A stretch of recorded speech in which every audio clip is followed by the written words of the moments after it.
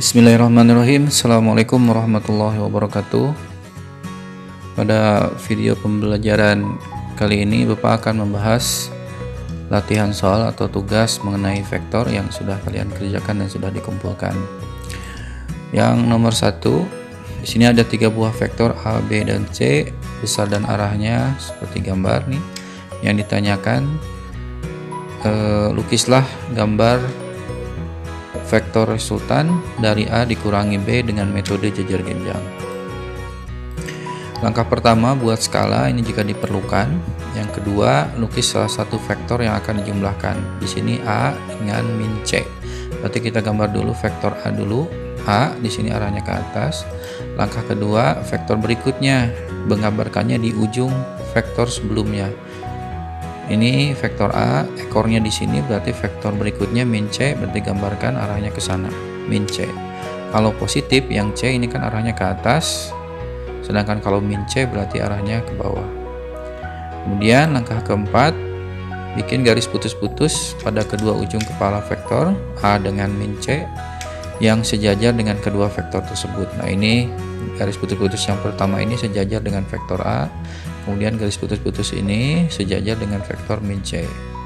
Kemudian ada titik perpotongan nih antara garis putus-putus ini dan pertemuan kedua ekor vektor A dengan min C. Kemudian langkah kelima, tarik garis dari pertemuan kedua ujung ekor vektor A dengan min C ke titik perpotongan garis putus-putus. Nah, ini yang dinamakan dengan resultan vektor hasil penjumlahan vektor A dengan vektor min C. Nah, untuk mengukur panjang dan besar arahnya dengan menggunakan penggaris dan busur.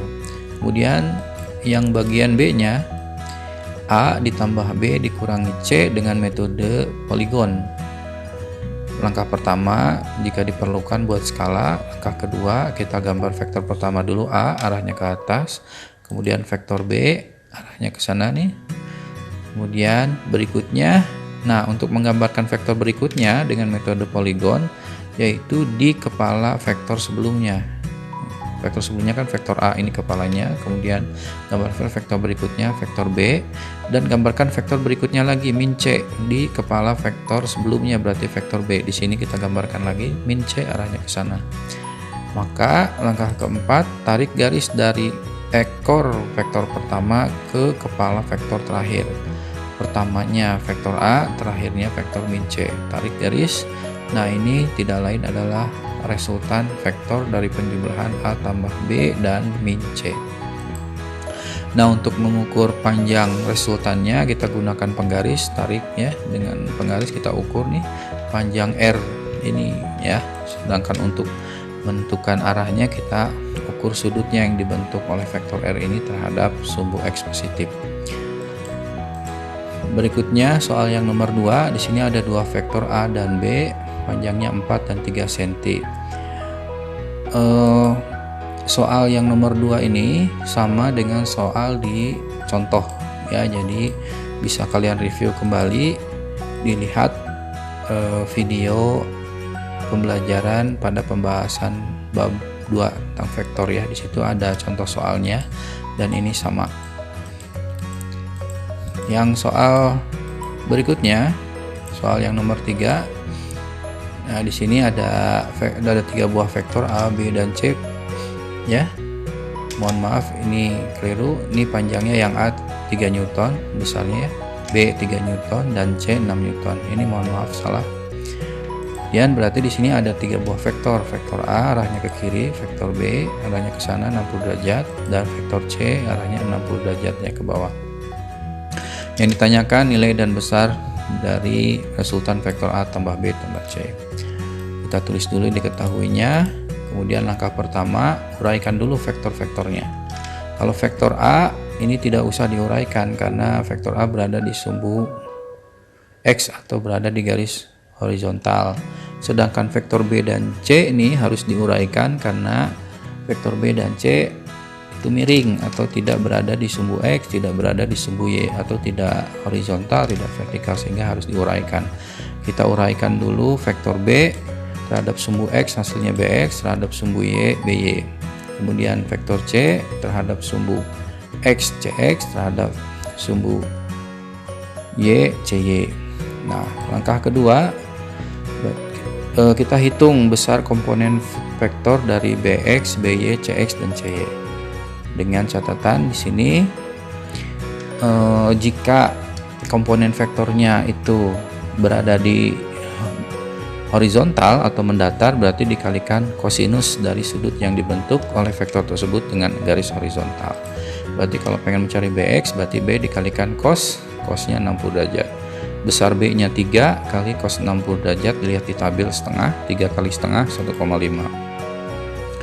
3 kali 1 3 dibagi 2, jadi hasilnya 1,5. Berikutnya komponen vektor CX, berarti C dikalikan cos 60 derajat, besar C nya 6 kali setengah, 6 kali 1 6 bagi 2 3.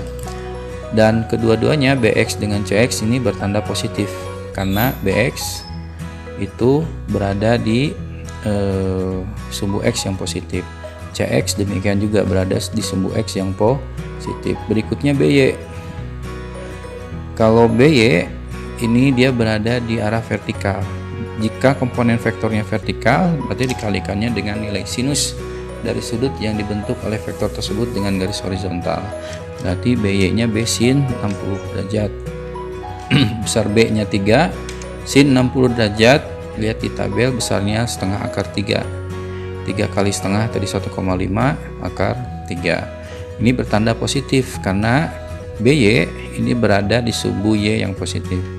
Berikutnya CY. CY ini berada di sumbu Y yang negatif, berarti dia nilainya negatif. Besarnya C nya 6 kalikan sin 60 derajat, min 6 kali setengah akar 3 min 3 akar 3. Langkah kedua kita jumlahkan semua yang berada di sumbu X dan di sumbu Y.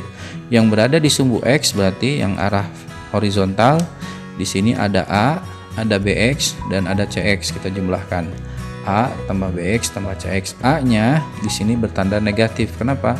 Karena A nya di sini arahnya ke kiri atau berada di sumbu X yang negatif, berarti min 3 tambah 1,5 BX nya ditambah CX nya 3, hasilnya 1,5. Min 3 tambah 3 ini 0 tambah 1,5 1,5. Berikutnya dalam arah sumbu Y, dalam arah vertikal, di sini cuma ada BY dan CY. Kita jumlahkan, BY nya setengah akar 3 sedangkan CY nya min sepertiga, min 3 akar 3. Nah, setengah dikurangi 3 min setengah akar 3.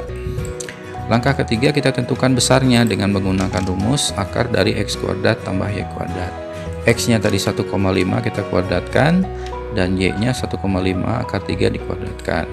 1,5 dikuadratkan, 1,5 kali 1,5 hasilnya 2,25 ditambah 1,5 akar 3 kuadrat, berarti 1,5 akar 3 dikali 1,5 akar 3. 1,5 kuadrat itu 2,25 dikali 3 hasilnya 6,75. Kemudian kita jumlahkan hasilnya 9. Akar dari 9 itu 3, berarti resultannya besarnya 3. Sedangkan untuk menentukan arahnya kita mencari nilai tangen Y dibagi X.